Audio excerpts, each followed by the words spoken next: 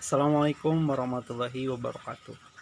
Perkenalkan, nama saya Robi. Hari ini saya mau membahas sedikit tentang leader. Who is a leader? Siapa sih leader itu?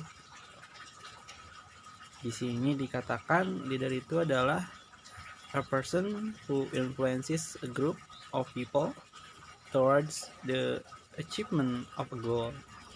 Seseorang yang menginfluence sebuah grup atau kumpulan orang-orang menuju pencapaian dari sebuah goal.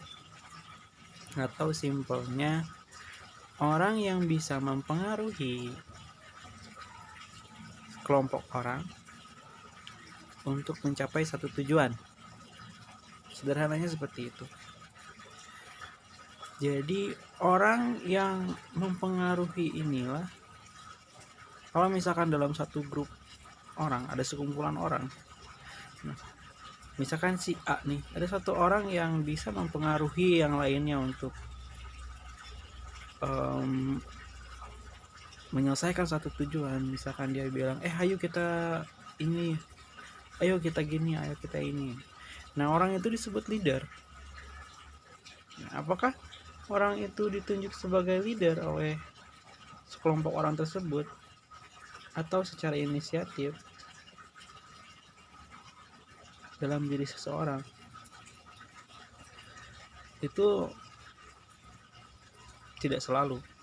Jadi bisa saja orang itu memang punya jiwa kepemimpinan atau jiwa leader, sehingga orang itu secara intuisinya itu tergerak untuk mengajak atau mempengaruhi orang lain untuk mencapai satu tujuan, mau itu tujuan dia pribadi atau tujuan dari kelompok tersebut. Yang berikutnya, mnemonic for leadership would be 3 P's. Jadi simpelnya, leadership itu terdiri dari 3 P. Yang pertama adalah person. Person itu bisa disebut dengan kepribadian atau personality-nya atau seseorangnya. Person, seseorang. Yang kedua adalah people, yaitu orang yang didirect atau orang yang diinstruksikan oleh si person ini. Yang ketiga adalah purpose. Nah, sebetulnya person dengan purpose itu punya hubungan langsung. Jadi tidak mungkin ada seseorang leader bisa menggerakkan orang lain kalau di dalam hati atau dalam pikiran si leader tersebut tidak punya purpose, tidak punya tujuan. Nah, hanya saja si leader ini tahu bahwa untuk mencapai satu tujuan ini dia tidak bisa sendiri. Jadi sukses itu nggak bisa sendiri, sukses itu harus rame-rame. Makanya si person ini menginfluence people untuk mencapai satu tujuan. Tujuannya apa? Katakanlah sukses.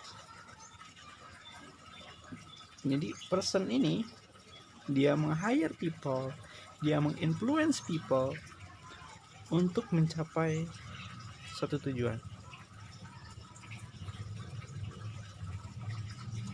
Oke.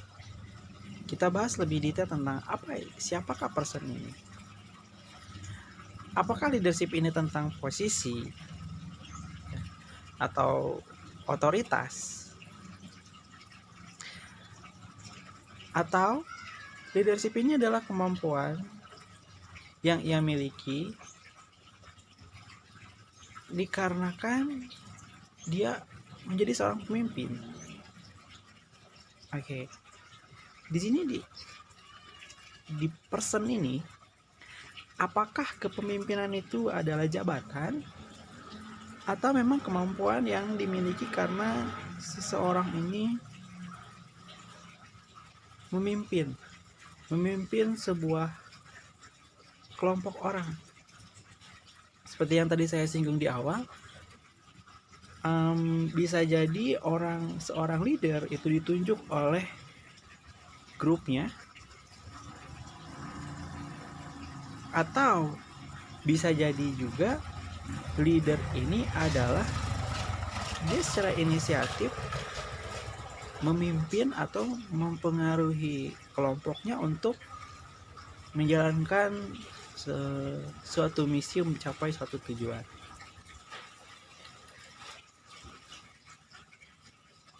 Jawabannya adalah no. Ya. Jadi kalau di sini ditanyakan apakah leadership ini adalah sebuah posisi, kepemimpinan ini posisi, atau adalah apakah leadership ini kemampuan yang ia miliki dikarenakan ia memimpin. Nah, jadi tidak serta-merta seorang pemimpin mempunyai leadership atau kemampuan untuk kepemimpinan. Belum tentu juga. Jawabannya adalah no. A leader by its meaning is one who goes first and leads by example, so that others are motivated to follow him. Oke, jadi di sini leader itu adalah orang yang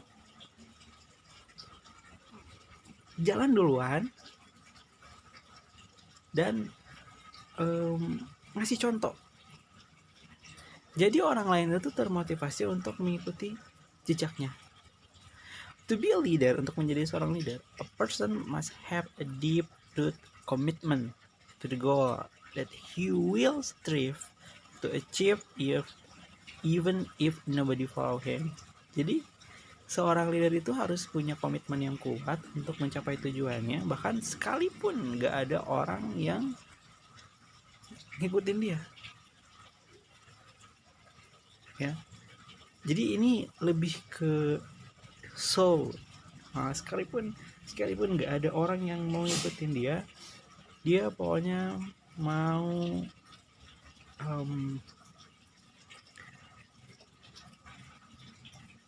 goalnya itu tercapai, ya.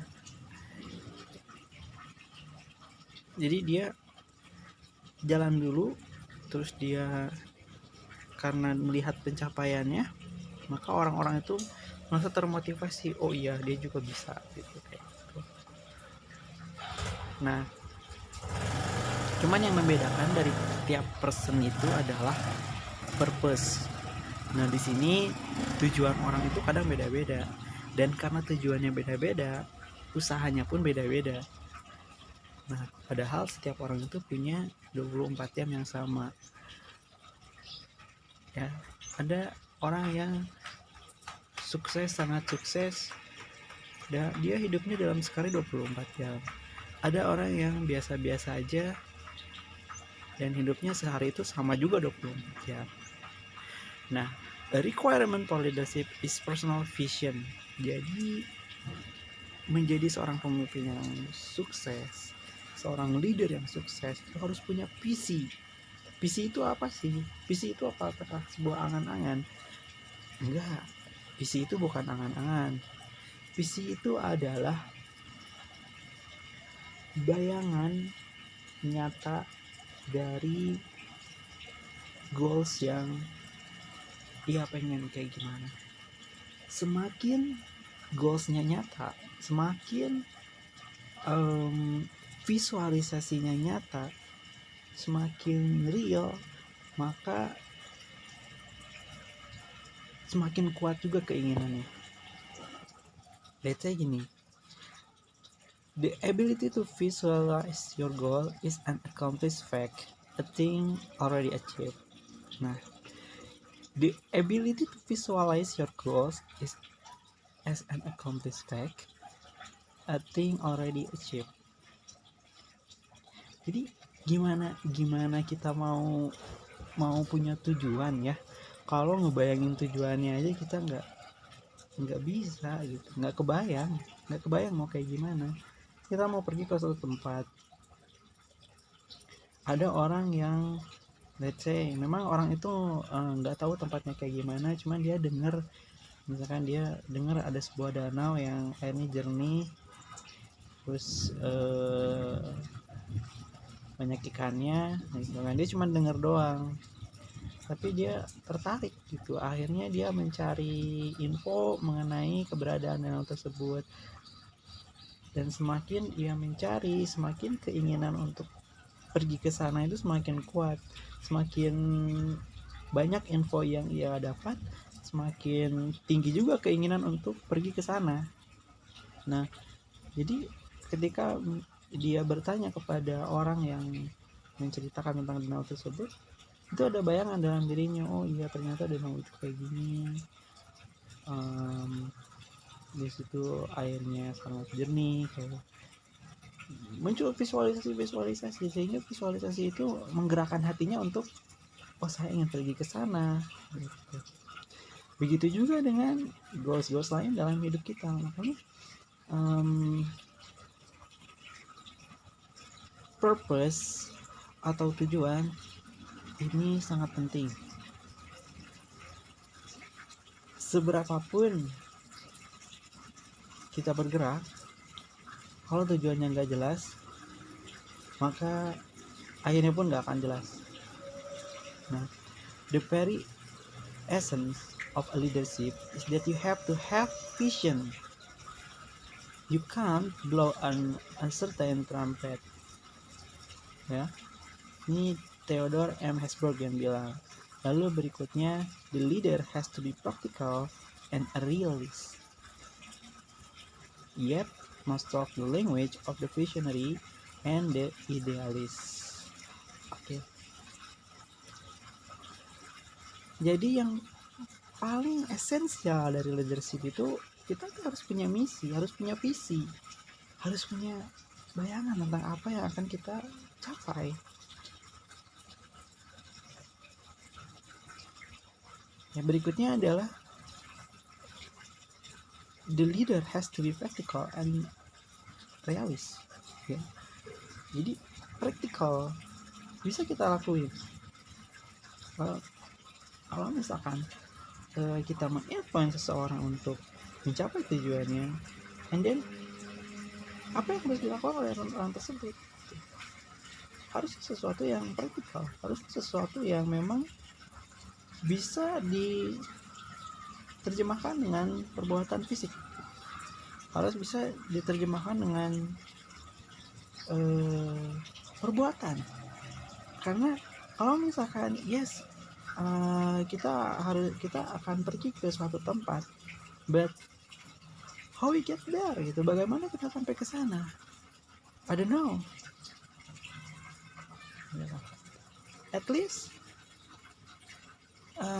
kita harus melangkah gitu, sekalipun tempatnya jauh. Berarti kan kalau jauh kita udah punya direction, kita udah tahu arahnya di mana. Nah, at least kita harus punya visi yang jelas tentang goals kita ini apa. Kalau misalkan kita ingin pergi ke danau, kita harus tahu dulu danaunya ada arah-arah mana gitu. Lalu kita cari tahu lagi, lalu kita cari cara lagi gimana kita berjalan ke arah tersebut gitu. Apakah dengan berjalan kaki, apakah kita berkendara, atau kita terbang. Nah, itu akan menimbulkan pada perjalanannya akan menimbulkan problem. Nah, problem ini sebetulnya bagi seorang leader itu lebih ke memacu, atau bukan sebagai barrier ya, bukan sebagai penghalang, tapi sebagai tolak ukur seberapa keras keinginannya, seberapa kuat visinya terhadap goal tersebut. Kalau misalkan ketika dikasih tahu jaraknya, jarak untuk sampai ke danau ini sekian kilometer gitu, dan ini harus dijemput jalan kaki misalkan. Kalau misalkan visinya atau keinginannya nggak cukup kuat, dengan begitu saja orang langsung kayaknya nggak jadi deh gitu, mending main ke tempat lain aja yang deket-deket gitu. Bisa jadi kayak gitu. Makanya tujuan ini penting. Why are some individual more effective than others at influencing people? Nah ini penting juga. Effectiveness in leadership has been attributed to persuasion skill yang pertama, yang kedua leadership style, dan yang ketiga adalah personal attributes of the leader. Nah ini mulai menarik ya. Ini kita mulai dig down, mulai lebih dalam tentang efektivitasnya. Ketika ada beberapa contoh dari leader, nah kita bisa pelajari ini. Jadi ada 3 atribut yang menjadi variabel seberapa efektifkah seorang leader. Nah yang pertama itu adalah persuasion skill, ya, atau kemampuan untuk persuasif. Persuasif itu apa? Persuasif itu adalah lebih ke kemampuan verbal, bagaimana caranya untuk mempengaruhi orang. Nah, kalau influence itu kan lebih ke lebih ke menyeluruh gitu ya. Kita mempengaruhi orang, tapi kadang dengan cara sikap duduk kita aja itu termasuk influence gitu. Cara kita cara kita pakai baju, cara kita berjalan, cara kita ngomong, itu influence. Jadi influence itu umum. Kalau persuasion skill atau persuasif itu lebih ke verbal. Jadi kalau persuasif ini kita ngomong ke orang-orang yang akan kita direct. Nah misalkan ke grup people tadi, ke kelompok kita. Nah itu persuasion skill. Nah yang kedua adalah leadership style. Nah leadership style ini gaya-gaya kepemimpinan. Nah gaya-gaya kepemimpinan ini secara teori memang cukup banyak, tapi kalau kita kaji mendasar, kita bisa kategorikan menjadi 3 atau 4 gitu. 3 atau 4 kategori gaya kepemimpinan. Nah, yang berikutnya adalah personal attributes. Jadi itu bawaan dari orangnya itu sendiri, bawaan dari si pemimpinnya itu tadi. Nah, jadi yang pertama, yang kedua, yang ketiga ini kita ada 3 attributes. Oke. Nah, ini adalah people atau orang-orang. To be a leader, one must have followers.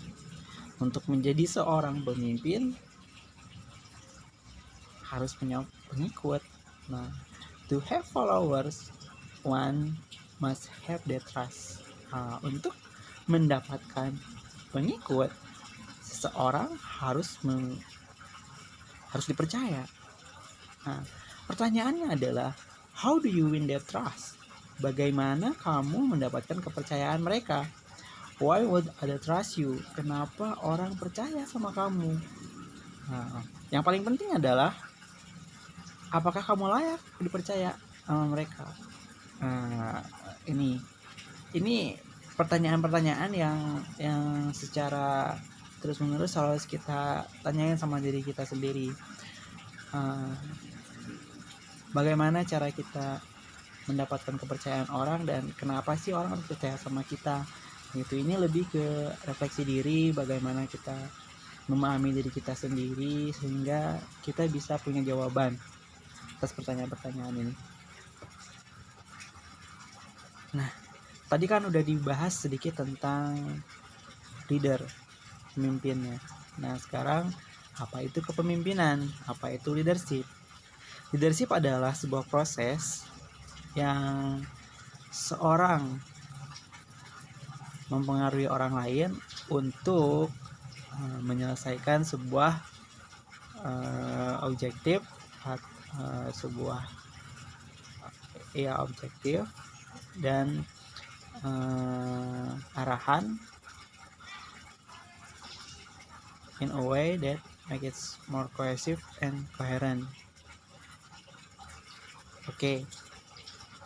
Jadi kepemimpinan di sini adalah proses untuk mempengaruhi orang lain. Ya. Kemampuan kita atau proses seorang leader mempengaruhi orang lain untuk menyelesaikan sebuah tugas atau arahan dari sebuah organisasi agar menjadi lebih kohesif dan koheren. Leaders carry out this process by applying their leadership knowledge and skill. This is called process leadership. Jadi seorang pemimpin menyandang proses ini dengan menerapkan kemampuan dan pengetahuan mereka. We know that we have traits that can influence our action. This is called trait leadership. Oke. Nah,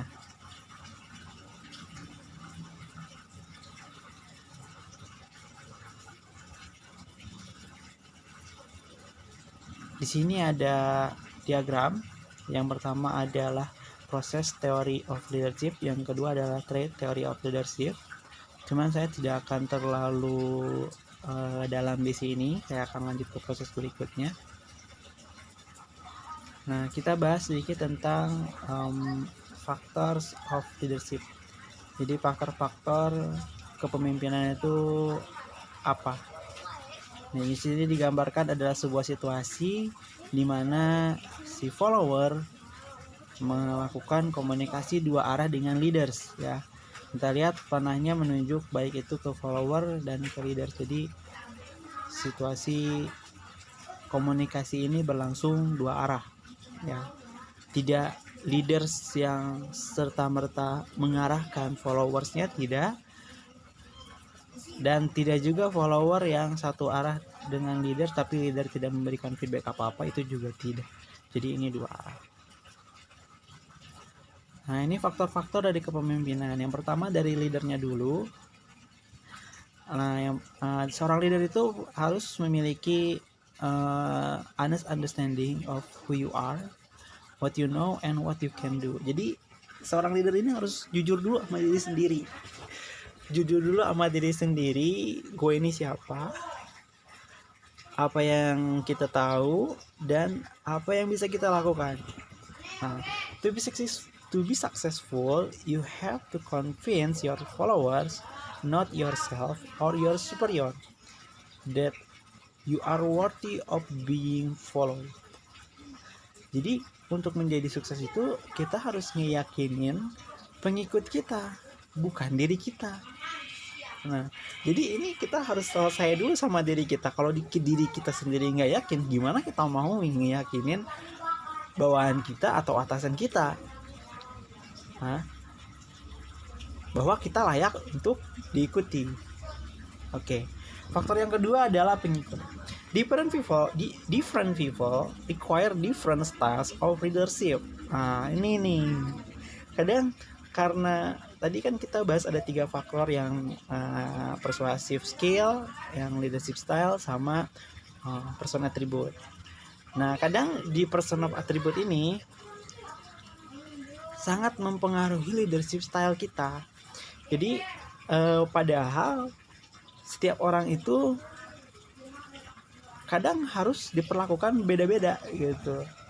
Jadi kita harus punya gaya kepemimpinan yang beda juga. Ada orang yang memang mungkin harus direct benar-benar itu dalam artian lu harus gini gitu. Nah, tapi untuk beberapa orang tertentu ada juga yang nggak suka kayak gitu. Ada mereka yang merasa mereka ngerti, jadi nggak mau langsung didirect begitu aja. Jadi mereka perlu komunikasi dua arah. Jadi menurut lo gimana, menurut lo gimana, baiknya gimana. Ada juga yang mesti kayak gitu. Dan tidak hanya ngelihat dari sisi orangnya, tapi kita juga harus ngelihat dari situasinya atau kondisinya kayak gimana. Dalam kondisi tertentu kita bisa mungkin dengan orang yang sama, kita mungkin bisa untuk ngedirect ya, kita harus lo harus gini, lo harus gini, lo harus gini. Tapi mungkin di situasi yang lain kita masalahnya lebih santai, nggak begitu urgent, kita bisa untuk nanya baiknya gimana ya, bagusnya gimana ya. Itu juga nggak cuman berdasarkan orangnya, tapi berdasarkan situasinya juga. The fundamental starting point is having a good understanding of human nature, such as needs, emotion, and motivation. Nah, ini yang mendasarnya itu ya, kalau emang kita susah ngebaca perilaku orang, ngebaca sifat orang, ya kita yang standar aja deh gitu, yang manusiawi gitu. Misalkan kebutuhannya apa, emosinya kayak gimana, motivasinya kayak gimana. Misalkan seseorang, misalkan dia lagi capek, terus tahu-tahu kita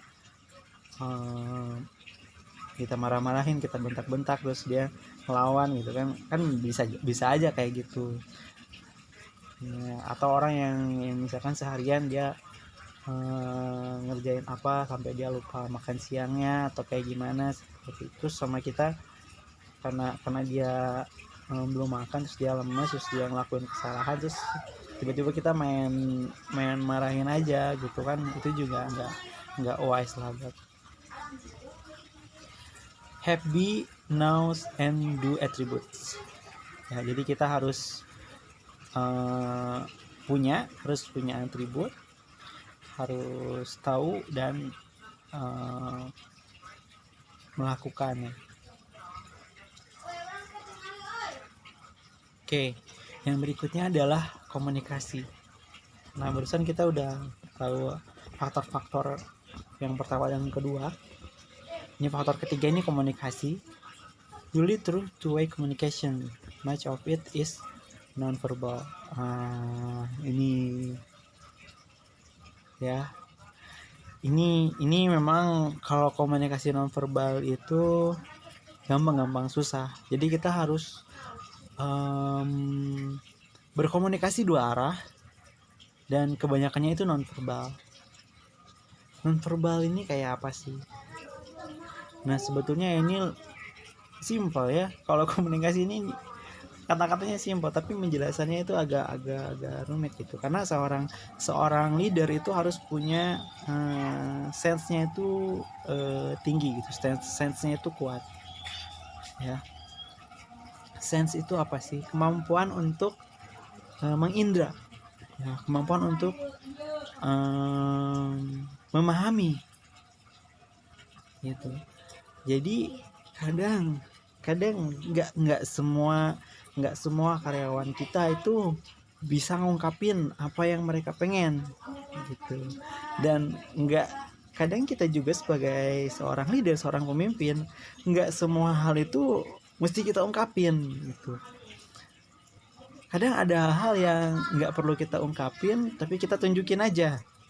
Nah, ini yang perlu kita asah, yang perlu kita latih supaya efektif ya. Bagaimana kita ini kalau misalkan apa yang harus di-upgrade, otomatis karena ini leadership, maka leadernya yang harus di-upgrade gitu. Bagaimana bisa melakukan komunikasi dua arah, even sekalipun itu non-verbal. Jadi bagaimana kita bisa mengerti kebutuhan orang-orang kelompok kita, itu lebih penting gitu. Karena dengan begitu maka grup kita atau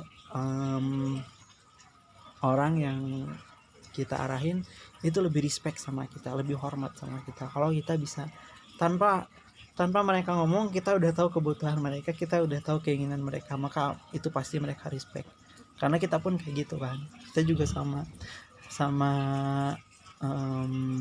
atasan kita, kita juga pengen mereka mengerti gitu, nggak harus kita omongin tapi ya, mereka mengerti. Nah begitu. Yang berikutnya adalah situation. Nah ini, all situation are different. What you do in one situation will not always work in another. Nah makanya situasi ini memang sangat mempengaruhi. Nah sekalipun dengan orang yang sama yang tadi saya bilang, tidak bisa satu orang ini diperlakukan gitu-gitu aja di situasi yang berbeda. Misalkan di situasi A kita bisa komunikasi, diskusi itu, menurut kamu gimana, tapi kalau memang situasinya urgent, mau nggak mau lu mesti ikut direct gue kayak gimana, lu mesti ikut. Nah kayak gitu. You must use your judgment to decide the best course of action and the leadership style needed for each situation. Nah ini kita ini harus memutuskan apa yang akan dilakukan, gaya kepemimpinan apa yang dibutuhin untuk setiap situasi. Ini kalau lagi situasi kayak gini kita mesti kayak gimana. Nah kalau situasinya beda, misalkan lebih mendesak, ya kita harus kayak gimana. Kalau misalkan situasinya lagi santai, ya kita harus kayak gimana. Kita harus bisa menempatkan diri di situ.